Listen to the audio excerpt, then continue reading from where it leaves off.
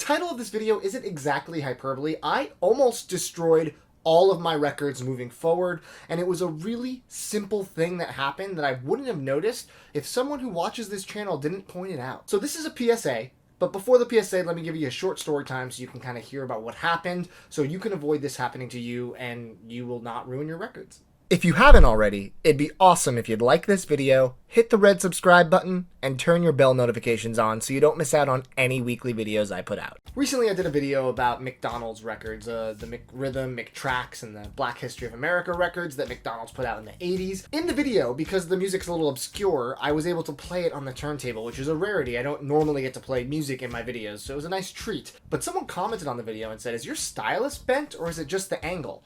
Dismissing them immediately because everything sounded and played fine, I said, "Oh, it's probably just the angle." Someone else commented about the stylus again, and at that point I was like, alright, maybe I should do some investigation and see what's going on. I went to the turntable and I looked directly at my stylus head on, and yeah, it was bent a little bit. Instead of being directly on, it was just a little bit to the right. Now, I would have never noticed this because I wasn't super close examining my stylus on a regular basis, and all of my records sounded fine. There was no distortion, no unnecessary sibilance. It tracked everything perfectly. To me, the stylus was totally fine. My record sounded great. Why would I think otherwise? Well, I started to do some research about it, doing Google searches, going on Steve Hoffman forums on Reddit to kind of figure out what exactly a bent stylus means or what it could mean for my collection. And the results were a little frightening. People were pretty much across the board saying that if your stylus gets bent, you need to replace it immediately.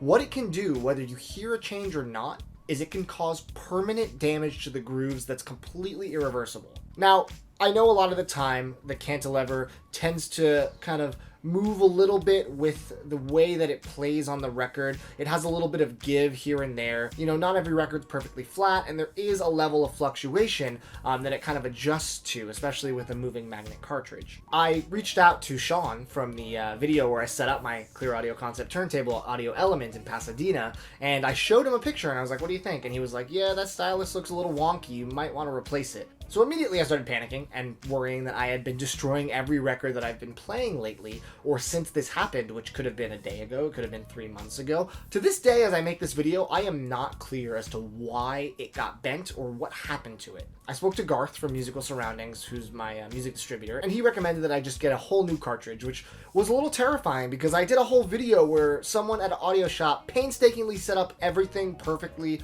for the table for me. Thankfully, however, what's great about the Clearaudio concept is that it is extremely easy to swap the cartridge out. For some tables, it can be harder than others. For this one, it was incredibly easy. Sometimes, worth mentioning, is that if you have a cartridge, let's say it's an Ortophon Red, you can usually find a replacement needle, which you can kind of take off the cartridge and put back on. That's a lot cheaper and easier to replace. It's mostly just like a snap-on, snap-off situation.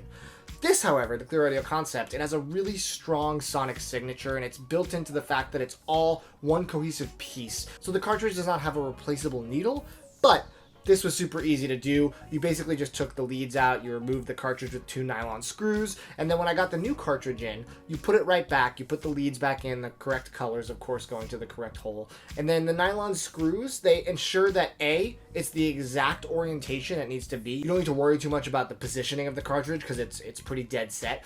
And the weight is going to be exactly the same if it's just an easy swap in, swap out. So when I did it, I checked and everything was perfect. The same tracking force, the same alignment.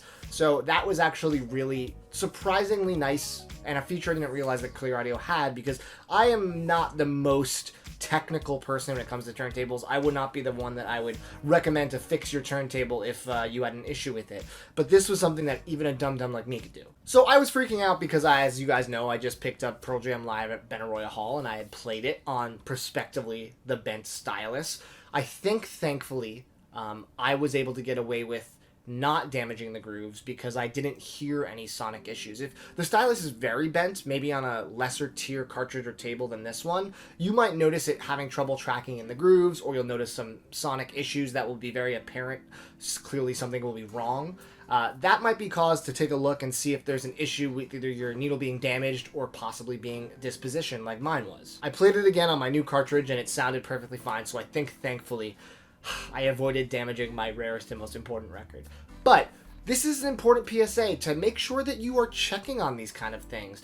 you know, the more expensive you get with your gear, the more precious it is, the more expensive it can be to upgrade and fix the gear. So make sure you take a look at your stylus and you see if it's aligned. Like, there is going to be, like I said, a tiny amount of shift left and right that's acceptable, but the way mine was shifted, it was a very clear shift to the right, and that was just not something that you can really comfortably play records with. Even if you try to shift it back into position with like tweezers or something, that's not okay. That's because the sonic signature will forever change in these extremely delicate parts, and shifting it back while it'll look normal, the sound is never going to quite be the same again. I also can't believe how different my stylus looked in the replacement cartridge versus my old one. The old one felt like almost flattened, and this one felt more pronounced and clean, and I wonder exactly what I did to make it have that imperfection. But I'm just going to be more careful this time, you know, really treat it with care. I feel like in the past I have been guilty of picking the needle up with my hand and putting it in the rest and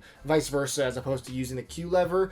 Moving forward now, I am only going to use the Q lever. This is not something that is a cheap mistake to make, and I don't want to make whatever mistake I made again. So this is just a quick PSA for the whole vinyl community. This is something that, as someone who's been into records for a very long time, I never even really thought about the repercussions of having the stylus be bent.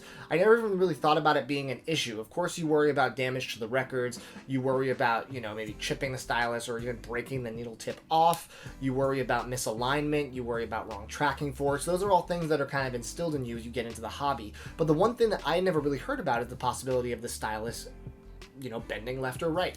And I'm here to hopefully let you guys know that this is something you should keep an eye out for. Go to your turntable after this video, just take a look dead on. Make sure it looks good, because mine sounded fine. I would have never thought about it if it wasn't for those YouTube commenters. So thank you to those people that commented. I really appreciate you taking the time to look closely at my stylus and notice something that I didn't even notice at all. And because of you, I have likely saved the lifespan of many records in my collection.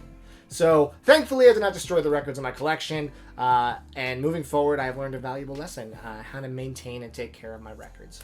So in the comments, I would love for you to leave a comment with a tip that you wish you knew when you first started collecting vinyl, something that might be useful for other people when it comes to maintaining the quality and condition of your collection and your setup. Thank you guys for watching this PSA. I hope you enjoyed it. There's more videos coming soon. Take it easy.